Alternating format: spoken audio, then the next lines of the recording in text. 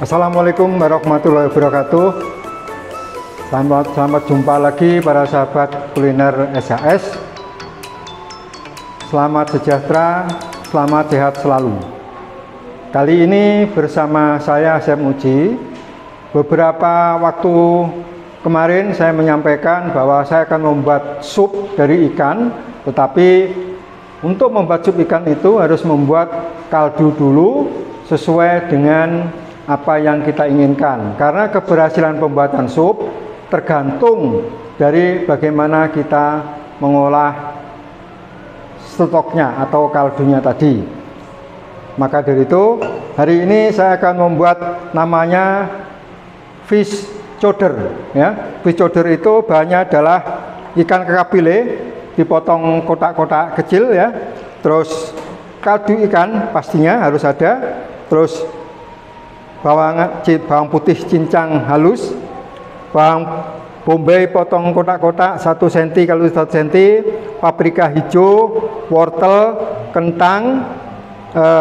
Ini adalah saya menggunakan susu ya, menggunakan susu. Terus seasoningnya nanti hanya garam dan merica. Baik para sahabat, saya mulai dulu ya. Seperti biasa sahabat, sebelum kita melakukan pemasakan, alat masak harus dalam keadaan bersih dan kering ya. Kita panaskan dulu menteganya.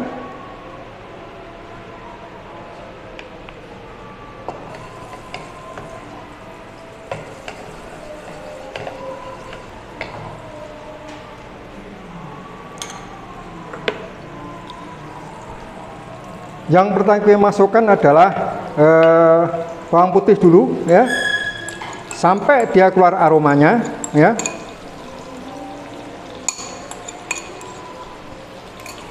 Kita masukkan bawang bombay ya.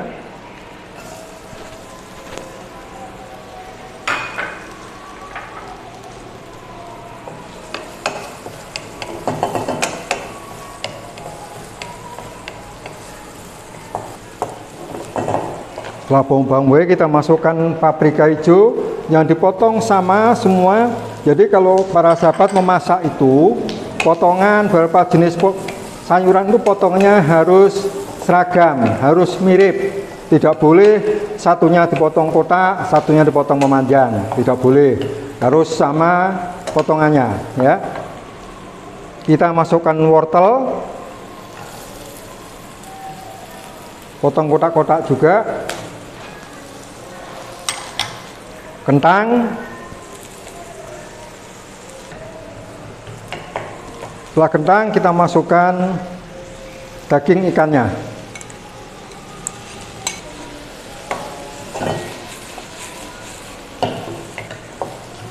Ini para sahabat ditumis sampai daging ikannya itu berubah warna ya. Ini para sahabat kalau suka, sebetulnya ini ada satu bahan yang tidak saya gunakan, yaitu white wine. Jadi karena ini masakan Eropa, kalau kita masak selalu menggunakan alkohol. Nah, kenapa menggunakan white wine? Karena ini adalah yang dimasak jenis dagingnya itu daging berwarna putih. Jadi harus menggunakannya juga white wine, anggur yang berwarna putih. Ini sudah berubah warna para sahabat ya ikannya. Sekarang kita masukkan kaldu ikannya.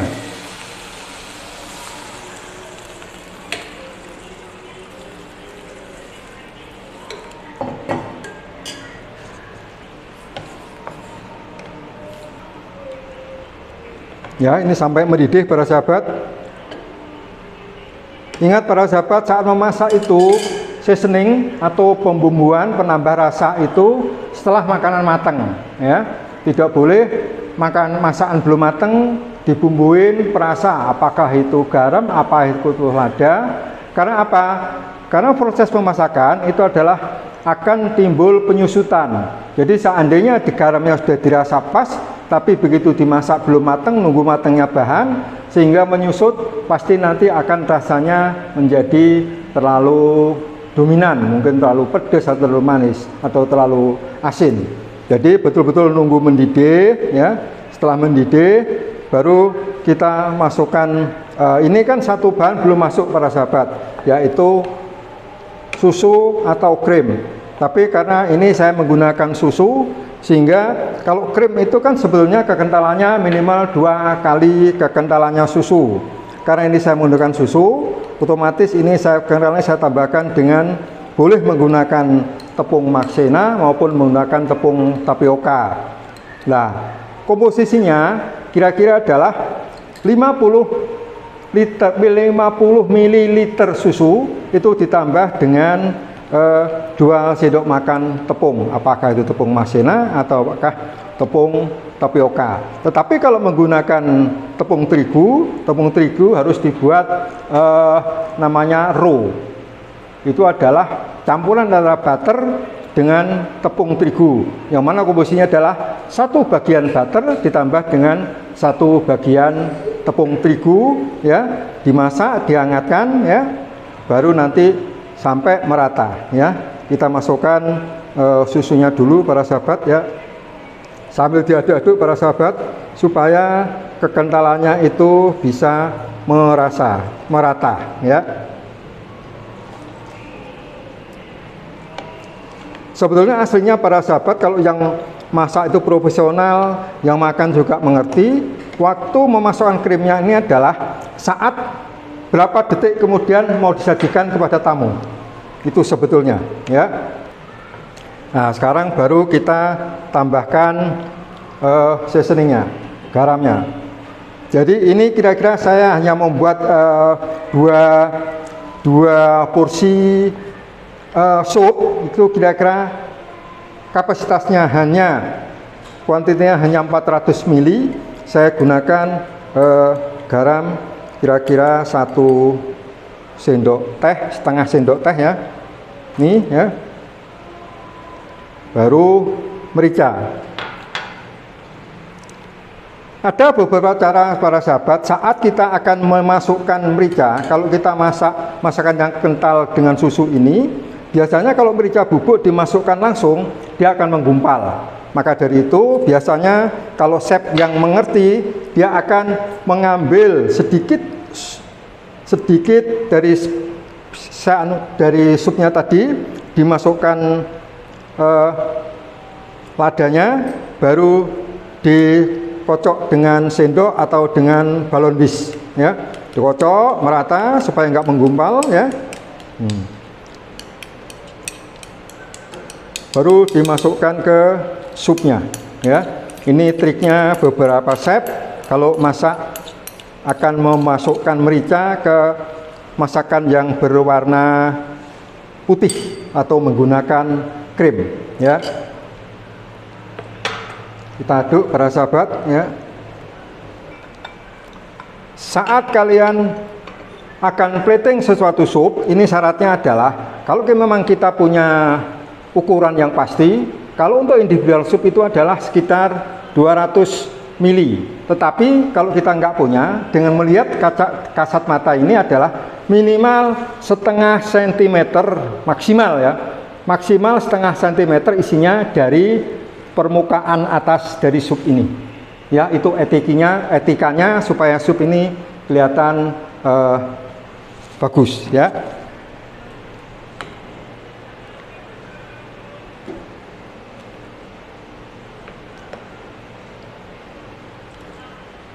Ya.